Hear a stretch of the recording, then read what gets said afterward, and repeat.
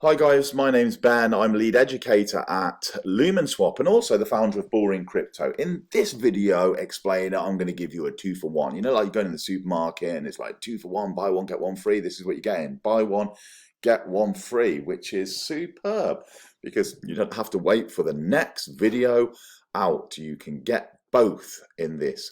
And I respect your time, so I'm going to try and make this around about 15 minutes top, so 2 videos inside 15 minutes. Right then, let's disconnect this first of all. What am I going to talk to you about? I'm going to talk to you about 2 things. We've had a new wallet addition in our selection. So you can see that we've got the regular Rabbit, Freighter, Albedo and Private Key. And look at this new beauty. xBull's appeared, right? That's just over 48 hours now, maybe 72 hours ago since xBull's appeared on the scene. And I said I was going to do a video for the people in the community, and here it is. So we're going to talk about this, and then we're going to talk about how we connect a cold storage wallet with that.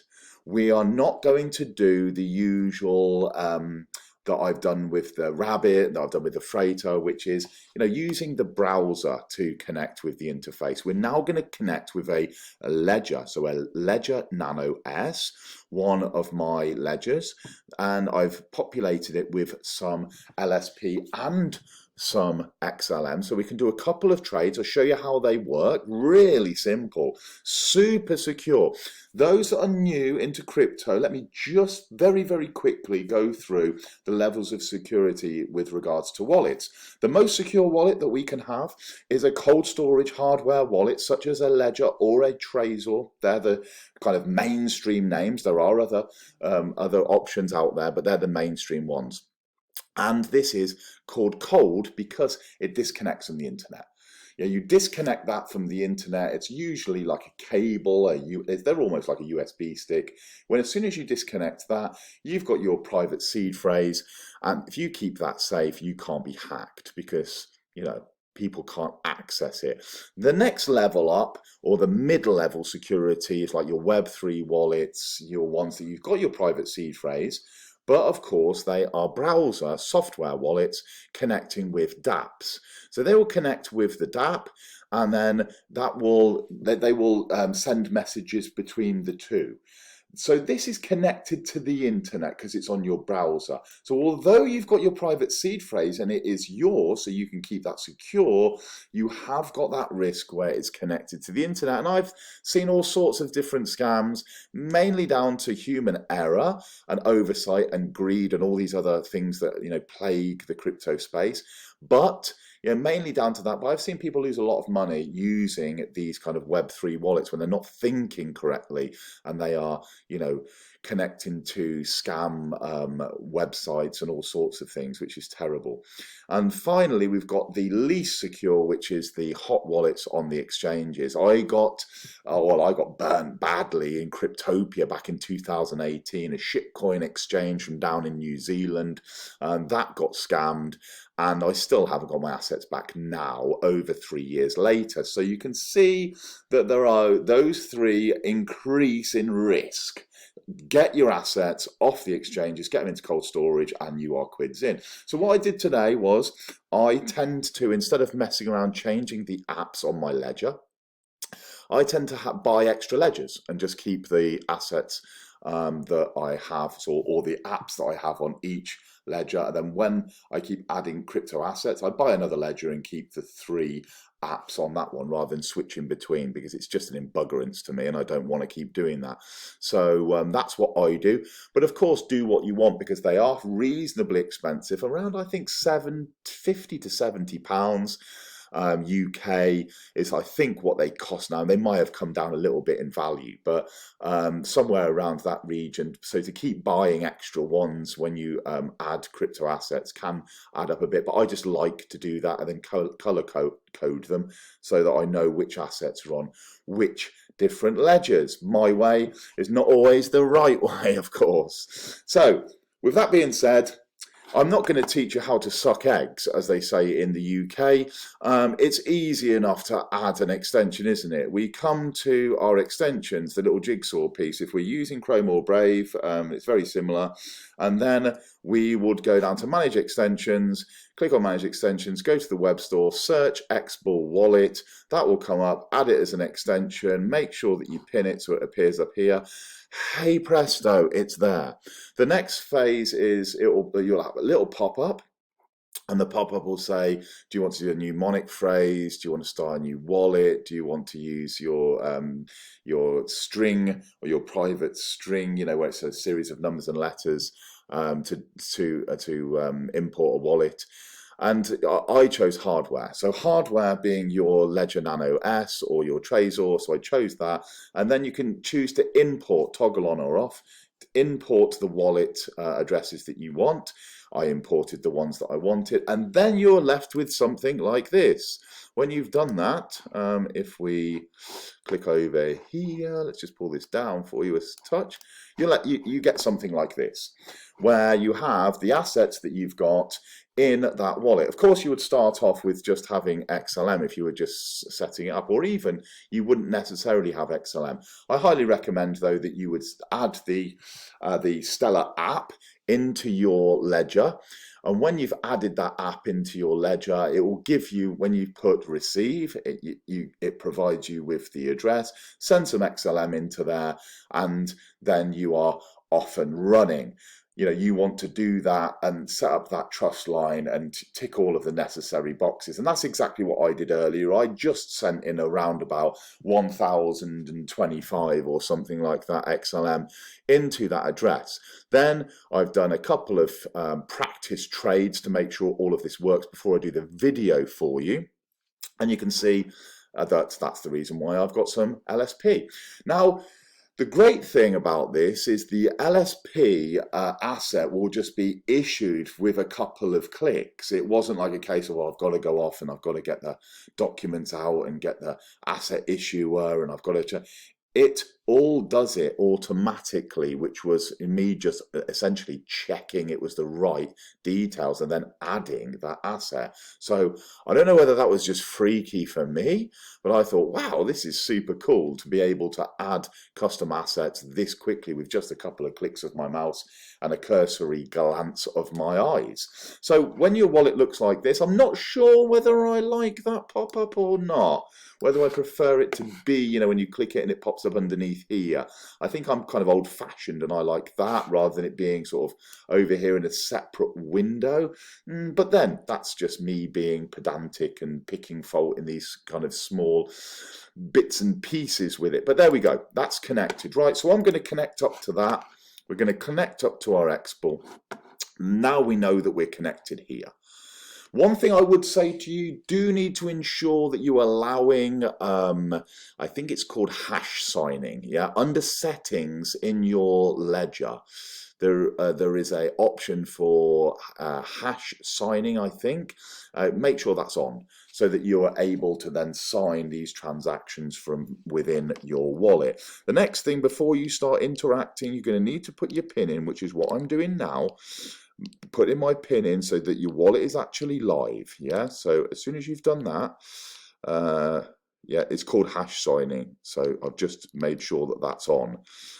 If we quit that out and then we click onto the Stellar, right, that's nicely done. We're now clicked onto the Stellar app and we should be able to get some trades away. I'm not going to be going, the second part of this is I'm not going to be going into, oh, we need to get the lowest price and I'm going to set this limit order and we're going to wait for weeks for it to fill and all that kind of stuff. I'm just going to get this away so you can see how quick this can be, okay? So I'm not worried about price. If I blow through a few dollars in giving you an example, I'm not really fussed about that.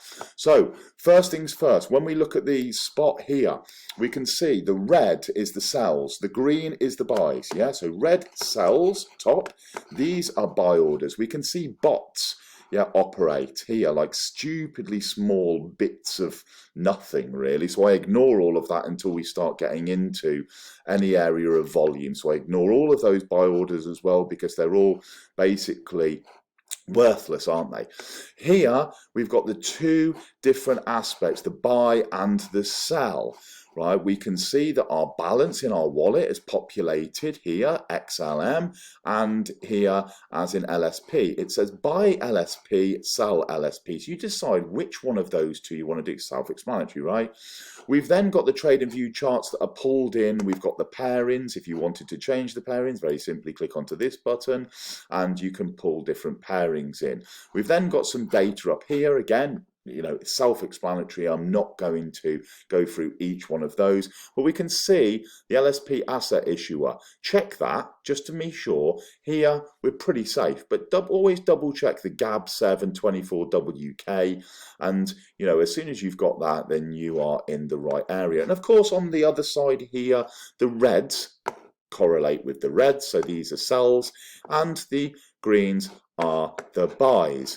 So what more do we need to know? Not a fat lot, other than if we want to buy, we are looking at the sells. If we want to sell, we are looking at the buys. Yeah, so just think opposites. Green, you're looking at red. Red, you're looking at green.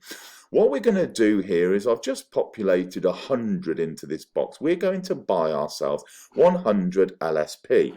So I'm going to come up to here where there is some volume and I'm clicking onto this price. This is of course not the cheapest price, but it's the price where the volume starts. So we want this one. When I clicked on this 0.210415, it's come up here. 415, yeah? So this is the price, so this is the right price. We want 100 and we want to buy. We're waiting for the signature. It's popped up in our wallet in the pop-up. We're accepting. As soon as we hit accept, we've got review transaction on our ledger. So I've now gone to the end where it's asking me to finalize, and I've put the shut out and said yes, so I've double confirmed and it's sending it to the network. This is sending it right to the network in a few seconds. That should confirm. There we go. Transaction success. I've just bought myself 100 LSP, guys, from my Ledger Nano S that I've connected through xBull. Very easy to do.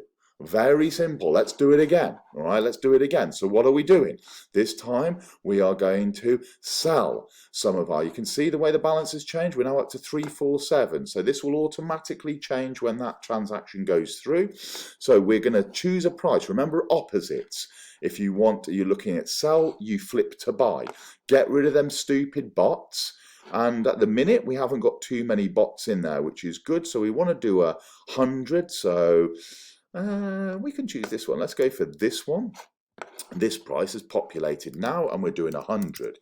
Yeah, we've got 100. We're going to sell, waiting for the signature. Come down, we're accepting. We've got the review the transaction, which we're reviewing. We're scrolling all the way across to finalize the transaction and double confirm. Sending it to the network. We're waiting 3 to 5 seconds because that's how long Stellar takes. Success. Boom. We can see this has dropped down now back to 247 and we've gone up on this side. That's it. That is everything. If we want to double check the transactions have gone through, here we go. Trade history. You can see at the bottom. Yeah, this wallet that I've just set up today on the 19th of September. Yeah, we've got the 100 that we've just bought. Yeah, it's gone through. This one's added a few together, but we've managed to buy 100. But it's had to, you know, not just buy at one price. It's bought in different chunks, as you can see there. But that's also, so it's bought the 100. And we've sold the 100 LSP. Easy peasy. And then your balances, if they don't show right, so let's go back here. If the balances don't show right here, and if you're like, oh, that doesn't look right, we just come back across, we just open it back up. It's my way of, a real basic way of refreshing, and then that will show you the right balances. That's it. Now, if I take that ledger out, okay, I can't interact. I cannot interact with the Stellar network anymore. Okay, I can't interact with it anymore. So basically, as soon as I disconnect this, I'm going to disconnect that. So if I say, right, okay, I'm happy, I've got my assets on there, I'm disconnected. That's it, done. Right, so I've disconnected it. We're going to disconnect that. We're going to try and connect. Yeah, it's connected there. You watch if I try and actually put anything away in terms of like a transaction now. So we're going to say, okay, let's try and use this. Oh no, that's a bot. So let's try and use this. So we are buying 100. We're buying, waiting for the signature. We're going to accept. Won't go through, guys. We've not got the ledger plugged in to confirm. You need to double confirm. We've not got it plugged in. So it's just going to wait and wait and wait for that hash signature that you have to do. So you are having to confirm right here with me clicking on the accept. Then it flips to review transaction. Then I would finalize transaction, and then it would send it out onto the Stellar network. This way round now, that's not doing anything. Yeah, we just deny that. That's it. It's failed. Okay, we can't do it. So you can see now that I've pulled away that connectivity because I was using the hardware option. Of course, you can set up your wallets so that you are doing it the normal Web3 way, where